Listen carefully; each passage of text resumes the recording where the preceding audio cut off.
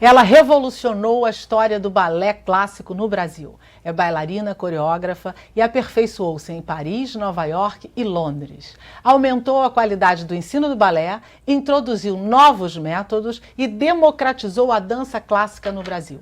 Iniciou sua carreira talentosa pelas mãos da bailarina inglesa Margot Fonteyn. Foi responsável pela oficialização do curso superior de formação de professores de dança em nosso país. Foi também diretora artística por 2 vezes e presidente da Fundação do Teatro Municipal no Rio de Janeiro. Foi condecorada pela Rainha Elizabeth II, pelo governo da França e pelo governo brasileiro. É muito querida pelos seus alunos, pelos seus colegas e pelo público. Ela é a maior autoridade de dança clássica no Brasil. Eu recebo hoje com muita alegria, com uma honra imensa, Dalal Ascar.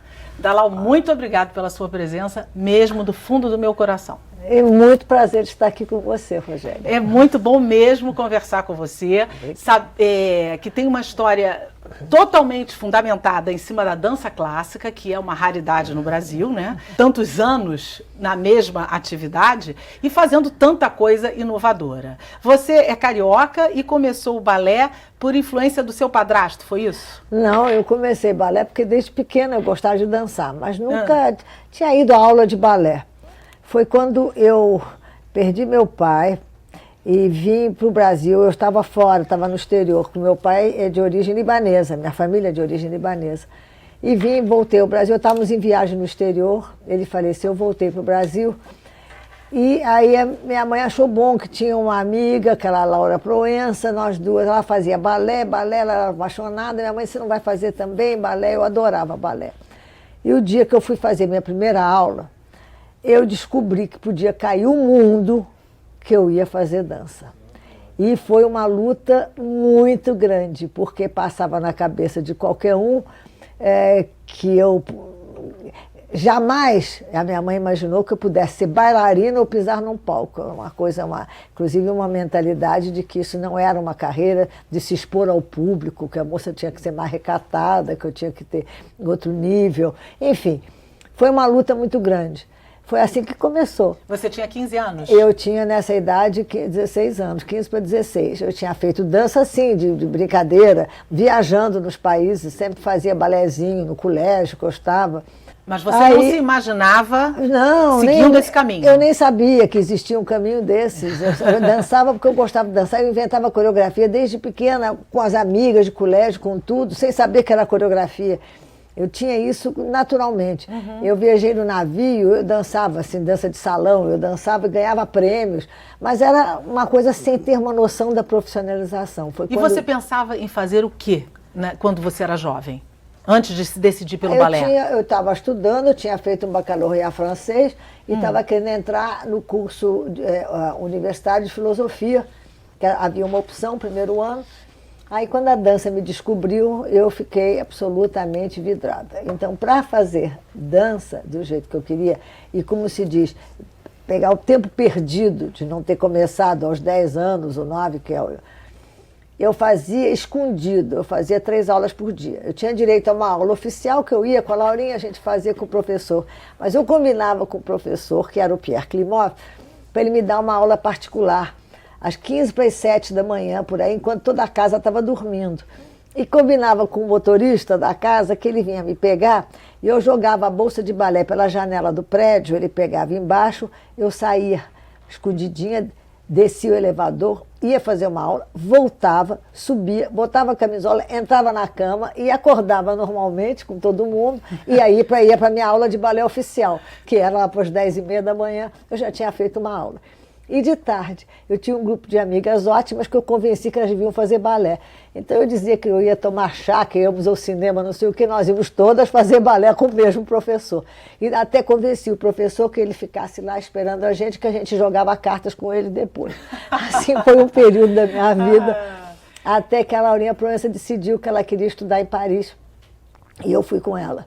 E aí o pai dela, muito preocupado, minha mãe preocupada, mas a tia foi acompanhando, tomando conta da gente, porque nós éramos menores de idade e a gente foi. Foi uma época maravilhosa, onde eu fiz muitas descobertas e uma das quais foi o encontro que eu tive com a Eugênia Feodorova, e a minha professora, e a Makarova, a professora dela, que se tornou minha professora e minha guia, que eu acabei trazendo para o Brasil, porque a família aqui, meu padrasto e minha mãe, não queriam me ver longe, eu também não queria ficar longe dela.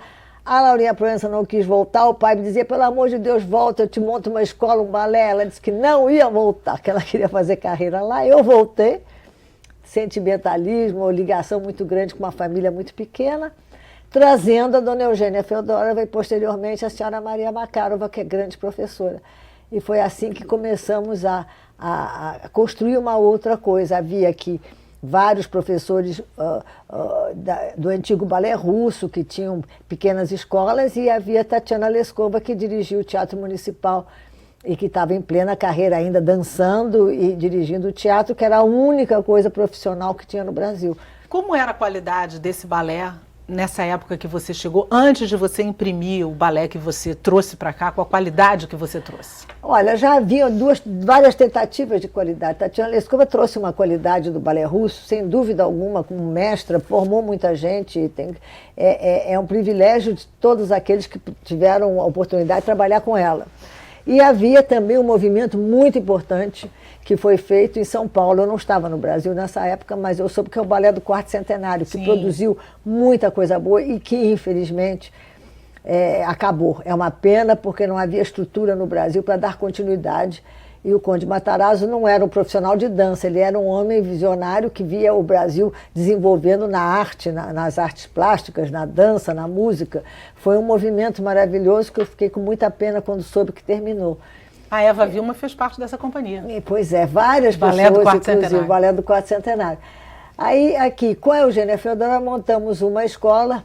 Passado alguns anos, a gente resolveu se separar, porque a Eugênia também acho que cresceu, merecia ter o lugar dela, e eu estava querendo fazer uma companhia, estava querendo fazer mais coisas. E a Madame Makarova resolveu ficar conosco, e foi quem nos guiou a vida toda, até que eu fui para Londres com Margot Fonteyn, que veio ao Brasil. Quando conheceu o grupo, a companhia e tudo isso, achou que eu tinha que aprender mais, porque eu podia fazer muito pelo Brasil, me carregou com ela. Ela, inclusive, você considera sua madrinha profissional, né? É minha madrinha. Esse encontro com ela mudou realmente a sua história. Mudou a minha vida, porque de repente eu vi um panorama muito maior. Eu vi como o Brasil precisava de coisas que não tinha nada, como eu ia aliar de ficar na Europa dançando, ser mais uma bailarina, tentar um lugar ao sol, quando eu podia fazer muita coisa que era um desafio maravilhoso e ajudar muita gente. Aí a Margot me convenceu que eu tinha que vir para o Brasil, que eu tinha que ajudar e que eu ia aprender lá em Londres tudo que eu pudesse aprender. Então eu fiquei trabalhando com o Royal Ballet, eu tinha uma autorização especial, eu fazia aula, eu fazia os ensaios atrás, e eu tinha a possibilidade de ver como se faziam as roupas, como se pintavam os cenários, eu via os cenógrafos como desenhavam, e a grande honra de sentar ao lado de Frederic Aston e ver ele coreografar e montar um balé, o primeiro balé que eu vi montado, e ele ao meu lado com uma pessoa, um gênio, um talento incrível, e me perguntava, porque ele achava, como ele falava espanhol, porque ele nasceu no Peru, ele virava-se para mim e dizia, gosta? Eu tremia assim de emoção. Claro que gosto, está maravilhoso. Perguntava se estava bom isso ou aquilo. Eu não sabia nem o que responder. Eu dizia, está ótimo, porque tão deslumbrada que eu estava. Mas isso me ensinou muito. E ele me incentivou também, vai coreografar. Você começou a pensar em coreografia profissional nesse momento? Assim, você voltou já com essa ideia? Eu já gostava de criar e de inventar, né? Sempre foi assim, desde criança. E eu me lembro que no grupo que nós criamos aqui, antes de eu ir para Londres, nós fazíamos turnês. E eu me lembro que estava faltando no repertório, tinha um coreógrafo, o francês, que morava aqui, fez uma coreografia, o outro, eu digo, está faltando um número, eu vou coreografar. Então eu fiz uma coreografia. E tive muito gosto em fazer. E depois passou o tempo, fui para Londres e tudo. Quando eu voltei, a minha missão era de formar uma companhia de balé aqui para Margot vir dançar. Ela incentivava, ela disse, eu vou nas minhas férias dançar para mostrar ao governo, mostrar a capital, era o Rio de Janeiro, incentivar que devem dar apoio para a dança, etc.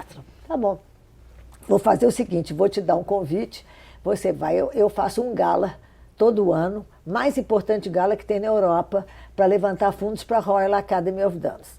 Então, eu convido as grandes companhias do mundo. Então, naquele ano, eram convidados o Royal Ballet, o Ballet dinamarquês, o Ballet da Ópera de Paris, o Ballet americano do New York City Ballet, o Ballet russo, e o Antônio com o Balé Espanhol, que era o grande companhia Balé Espanhol, e o Balé Brasileiro, que nunca ninguém ouviu falar, que éramos nós. Me deu uma carta e disse, você vai, monta um espetáculo, eu vou dançar com vocês, fazemos uma turnê no Brasil para rodar o espetáculo, e eu vou escolher uma peça para fazer parte desse gala, e você vem. Tá ótimo, me deu uma carta, eu cheguei aqui, montei, fiquei procurando como fazer para ser... Fui ajudada por todo mundo que você pode imaginar, dos grandes artistas brasileiros. Eu tinha, no Balé de Ipanema, onde nós ensaiávamos, ali do lado passava sempre o Tom, Jobim e o Vinícius. Eles iam muito no balé, sentavam, dedilhavam no piano e tudo. E eu contei para o Vinícius, olha a situação, eu tenho isso aqui, eu não tenho... Ah, Dalauzinha, vou fazer um balé para você e vou te arrumar tudo. Escrevi um balé, vou te levar na Mindinha, Vila Lobos, vou pedir a música para ela. Me levou na Mindinha, me apresentou, pediu uma música da Baquiana Brasileira para ser coreografada. Me levou no Di Cavalcante, pediu para ele fazer os cenários. E por aí foi. Eu fui bater na porta de Manuel Bandeira, pedindo para ele escrever um balé para mim. Olha! Minha filha, mas menina, eu não sei balé, eu nunca vi balé. Ai, o senhor, por favor, o senhor precisa vir, o senhor precisa ver. Nós vamos para a Europa, precisamos ter alguma coisa do poeta. Lá foi ele sentar no balé para olhar o que era o balé e disse, olha, vou fazer um balé para você. Escreveu um balé, escrevi aqui um roteirinho baseado em Mário de Andrade. Aí me deu esse balé. Aí consegui que o Roberto Bulemax me fizesse os cenários e os figurinos. Ninguém cobrava nada, todo mundo ajudando. O Fernando... um time de estelar, de primeira grandeza. Fernando Pamplona me ajudou. Enquanto Eco Tavares me deu a música dele do Concerto Brasileiro, Fernando Pamplona fez os cenários e os figurinos. Dona Marila Grama fez a coreografia. E conseguimos que o Bulemax fizesse os cenários e os figurinos do balé do Cláudio Santoro e a Madame Nina Verchinina, que era uma grande coreógrafa, grande bailarina e coreógrafa conhecidíssima, fez a coreografia. Com esses 4 balés, sim, consegui também da família Nepomuceno que me cedesse a partitura do Garatuja, de José de Alencar, e o Denis Grey fez a coreografia, toda baseada em Debré. Então eu tinha 4 tipos de balés diferentes, brasileiros, que ninguém conhecia, que não tinha como comparar com os outros. E você tinha gente para dançar isso? Fiz gente já com capacidade para isso? Tínhamos aquele grupo que fazia aula com a Madame Macaro, virou tudo bailarino naquela hora, profissional. Nos profissionalizamos ali. E conseguiu dizer assim, mas as pessoas vão achar que esse negócio aqui não é um balé como é balé para competir, porque não tem nenhuma comparação. Eu não posso fazer Lago do Cisne, Gisele, porque isso aqui nem tem que chegar perto. Então o que eu fiz? Fui na Embaixada Americana, pedi ao State Department de me mandar um coreógrafo para mostrar que eu podia fazer coisas internacionais. Me mandaram um assistente do Balanchine, que foi o senhor William Dollar, que passou 6 meses aqui, me montou 3 balés, sendo que um foi os figurinos todos foram da Belá Paz Leme. Então eu tinha nomes e assinaturas de contribuição dos maiores artistas da época. Que se tornou uma chancela, era uma referência. Uma referência do Balé do Rio de Janeiro ter esse repertório. E com isso comecei a correr as repartições e comecei a correr para pedir ajuda para poder viajar. Nós éramos 32 pessoas, não consegui nada, consegui do Itamaraty. O embaixador Vladimir Murtinho, que era à frente do Itamaraty, uma pessoa de uma sensibilidade, de uma cultura, foi de uma generosidade. Ele disse, eu só posso conseguir para você, mas eu vou te arranjar $500 para você. Nessa época, era 60, o ano 1960, para você viajar. Eu digo, ai meu Deus, como é que eu vou com $500? Tudo bem. Peguei o Nilson Pena, que trabalhava com a gente, que fez os desenhos todos do Debré, do Garatuja. Digo, olha, você vai... Ele escrevia para o Jornal do Brasil. Eu disse, você vai ser nosso assessor de imprensa. Você foi nomeando as pessoas, dando cargos às pessoas, então, criando a companhia. Arranjei um amigo do meu pai da época. Eu entrei numa agência da Alitalia, eu me lembro, que eu consegui o melhor abatimento que ele me arrumou, 40% em cima das passagens. Comprei todas as passagens a prazo. 32 passagens, não tinha um tostão. Embarcamos com $200, os $500 da ajuda do coisa, com 32 pessoas, e levei o maestro Morelenbaum, que foi o primeiro maestro, o maestro regeu balé, foi conosco, e fomos para a Europa. Essa é a primeira parte da aventura, o resto eu contarei um outro dia. Mas foi sucesso. Bom, foi sucesso porque nós fomos para 15 dias, consegui que a Casa do Estudante do Brasil nos hospedasse, foi uma generosidade do Dr. Celso Rocha Miranda, que estava inaugurando. Ficamos 15 dias para voltar. Eu sei que por causa disso fizemos um outro espetáculo para a rainha, ela ficou encantada, um outro gala. Acabei ficando na Europa 4 meses, fiz 90 espetáculos, viajamos a Europa toda, fui para a Itália, para Roma, para Florença, fiz a Inglaterra inteira. Com essa companhia? Com essa companhia, que foi para 15 dias, ficou 4 meses. Nossa. E fez 90 espetáculos. E o jornal Última Hora dizia, em dezembro de 1956, ele noticiava assim: o Brasil produz diversos gêneros artísticos, mas não possui uma companhia de balé de projeção internacional. Nem mesmo os grandes bailarinos têm seus nomes conhecidos nas grandes capitais, como Paris, Londres e Nova York. Quando em 60 você faz isso. Então, de fato, nesse período não havia mesmo nenhuma... Nesse período, conhecimento vários brasileiros se mandaram para a Europa porque não havia nada. Márcia Aidê estava na Europa, tentando a companhia do Marquês de Cuevas. E Ivone Mé era solista lá, a primeira bailarina. Eram as brasileiras. E Beatriz Consuelo era bailarina lá. Quando a gente chegou na Europa, muitos brasileiros tentaram a Europa, mas não havia ainda divulgação. A Márcia Aidê e Ivone Mé fizeram uma carreira internacional, ficaram conhecidas. A Márcia Aidê, então, fez uma grande artista. E Ivone hoje é professora em Paris, é a melhor professora de balé que tem na França, em Paris, com o estúdio. E Márcia Aidê, não se conta a carreira dela, é extraordinária, porque é uma grande artista, grande intérprete. Mas não tinha antes disso, não. Tudo aconteceu nessa época dos anos 60, quando houve uma modificação na Europa, abriram-se companhias de dança, a guerra já tinham recuperado da guerra e tudo. Nós fomos porque a Margot nos apoiou. E foi muito importante porque levamos nomes do Brasil e nomes de grandes artistas e personalidades brasileiras no nosso repertório. Isso foi a nossa sorte. Eu volto de lá, eu levo o balé na mesma semana que eu chego, a gente foi para Brasília para fazer um espetáculo para o Congresso, para dizer, este é o Balé Nacional do Brasil, com essa cenografia, com esses nomes, eu quero dar, porque eu não tenho condição de sustentar isso. Está aqui as críticas, estão aqui as coisas, levei tudo. Tivemos um espetáculo quase inaugurando o Teatro Nacional em Brasília, que nem estava terminado. Fizemos toda a campanha, fiz tudo. Ninguém tomou conhecimento, a companhia se desfez, igualzinho o Quarto Centenário, os cenários, figurinhas. Eu ainda tenho o material todo. Até hoje eu guardo o acervo desta turnê, dessa coisa. E aí eu levei 7 anos. Lamentável, né? Levei 7 anos pagando dívida de passagem, de não sei o quê. Parece que isso é uma... Vamos dizer assim, essa falta de interesse parece que é uma marca brasileira, né? A falta de interesse pela cultura não muda, né? Não, a falta de noção da importância que a cultura faz o país, né? Claro, desde os tempos você se mostra pela cultura que tem, né? Isso é que eu dizia, inclusive, foi uma das primeiras coisas, quer dizer, todo país pode exportar, mas o país que se faz respeitar pela cultura que exporta realmente um país adulto, ele tem um lugar importante no mundo. Se você não tem cultura, como se representar pela cultura, você não tem legitimidade. O Brasil entrou pela música, né? Além do futebol, que é o esporte, mas ele entrou pela música. A música popular brasileira tomou conta, e a música de qualidade, mesmo a música erudita brasileira tem muita qualidade. Sem dúvida. Hoje o mas Brasil nós somos bons em outras coisas além da música, e poderíamos muito ter esse reconhecimento. Por exemplo, esse feito que você acabou de contar pra gente é alguma coisa que não podia ter ficado para trás, né? Nunca. Teria que ter caminhado para frente e muito, porque hoje nós teríamos todas as capitais do Brasil tinham que ter uma companhia. Claro. Uma orquestra sinfônica, uma companhia de dança clássica, uma companhia de dança contemporânea, experimental. Com certeza.